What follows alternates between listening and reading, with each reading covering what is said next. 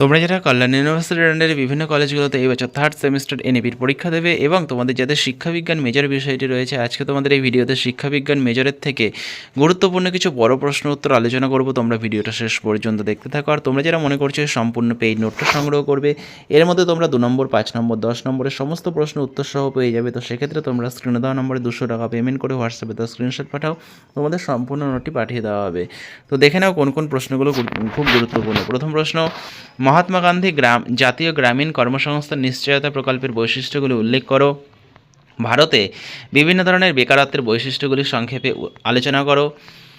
বেকারত্ব দূরীকরণের উপায়গুলি কী কী?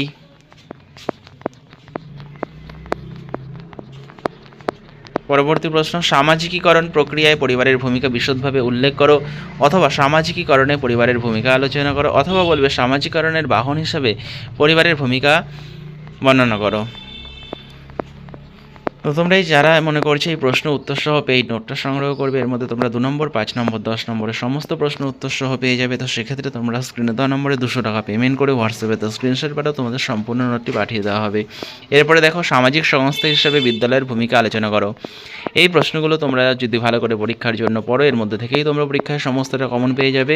এর বাইরে কিন্তু আলাদা করে আর কিছু পড়তে হবে না, তাই তোমরা অবশ্যই নোটটা সংগ্রহ করে প্রিন্ট আউট করে পড়তে পারো। পরবর্তী প্রশ্ন, সমাজ বিজ্ঞানের প্রকৃতি ও পরিধি আলোচনা করো।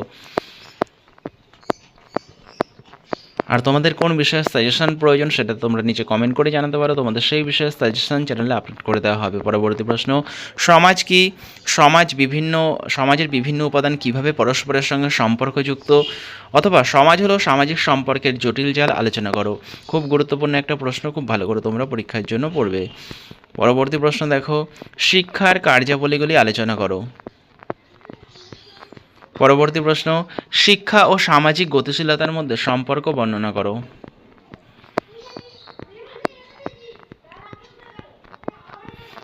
পরবর্তী প্রশ্ন, অনিয়ন্ত্রিত শিক্ষার মাধ্যম হিসাবে পরিবারের ভূমিকা আলোচনা করো।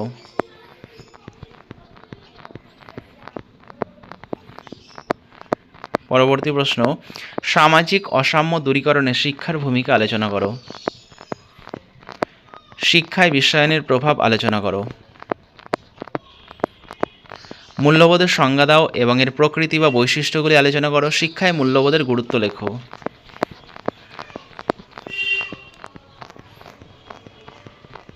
পরবর্তী প্রশ্ন, শিক্ষায় বেসরকারীকরণের সুবিধা ও অসুবিধাগুলি আলোচনা করো। পরবর্তী প্রশ্ন, সামাজিক পরিবর্তনের বৈশিষ্ট্য সমূহ আলোচনা করো। শিক্ষায় ধর্মের ভূমিকা আলোচনা করো। পরবর্তী প্রশ্ন, দুর্বল শ্রেণী বলতে কাদের বোঝায়? এদের পিছিয়ে পড়ার কারণগুলি কী কী? কেন সাংস্কৃতিক ব্যবধান সৃষ্টি হয় বা সাংস্কৃতিক ব্যবধান সৃষ্টির কারণগুলি আলোচনা করো। শিক্ষাক্ষেত্রে সংস্কৃতির অবদান আলোচনা করো। সাংস্কৃতিক ব্যবধান বলতে কী বোঝো? সাংস্কৃতিক ব্যবধানের উপাদান বা বৈশিষ্ট্যগুলি আলোচনা করো।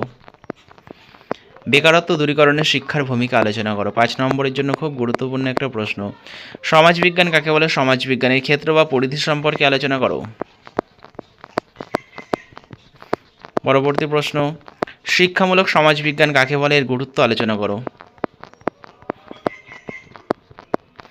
সংস্কৃতি কি? সংস্কৃতির প্রকৃতি বা বৈশিষ্ট্যগুলি লেখো। শিক্ষা ও সংস্কৃতির সম্পর্ক আলোচনা করো। গৌণগোষ্ঠী কাকে বলে? গৌণগোষ্ঠীর শিক্ষামূলক বৈশিষ্ট্য বা তাৎপর্যগুলি লেখো। প্রাথমিক গোষ্ঠী কাকে বলে? প্রাথমিক গোষ্ঠীর শিক্ষামূলক তাৎপর্য বা বৈশিষ্ট্যগুলি লেখো।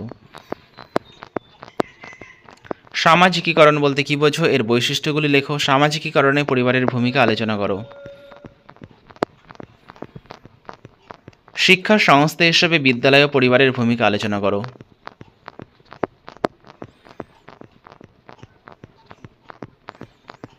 সামাজিক পরিবর্তনের কারণগুলি লেখো। তো তোমরা এই প্রশ্নগুলো পড়তে থাকো।